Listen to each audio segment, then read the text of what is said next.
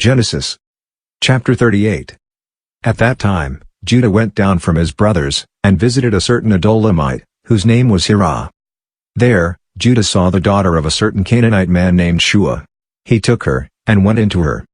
She conceived, and bore a son, and he named him She conceived again, and bore a son, and she named him Onan. She yet again bore a son, and named him Shelah. He was at Chezib when she bore him. Judah took a wife for his firstborn, and her name was Tamar.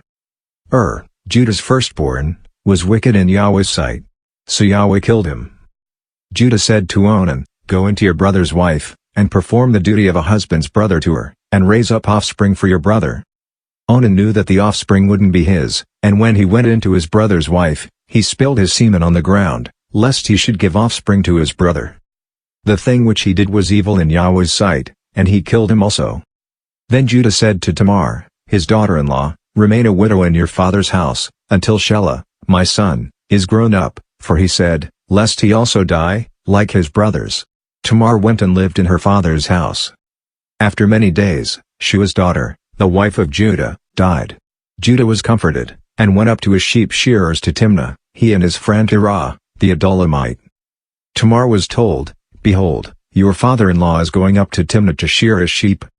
She took off the garments of her widowhood, and covered herself with her veil, and wrapped herself, and sat in the gate of Enaim, which is on the way to Timnah, for she saw that Shelah was grown up, and she wasn't given to him as a wife. When Judah saw her, he thought that she was a prostitute, for she had covered her face. He turned to her by the way, and said, Please come, let me come in to you, for he didn't know that she was his daughter-in-law. She said, What will you give me, that you may come into me? He said, I will send you a young goat from the flock.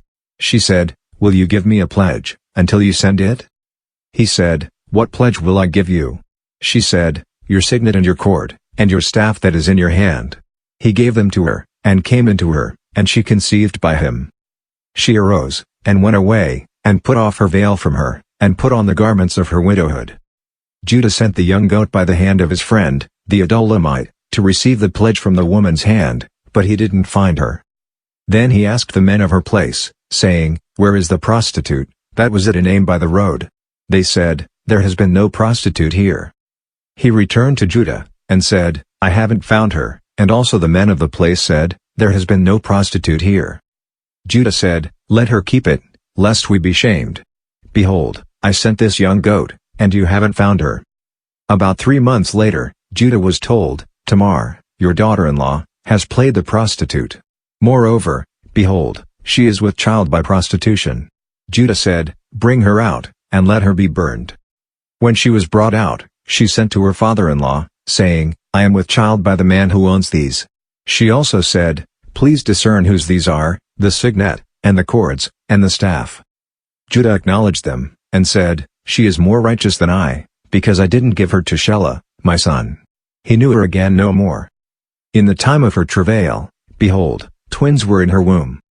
When she travailed, one put out a hand, and the midwife took and tied a scarlet thread on his hand, saying, This came out first.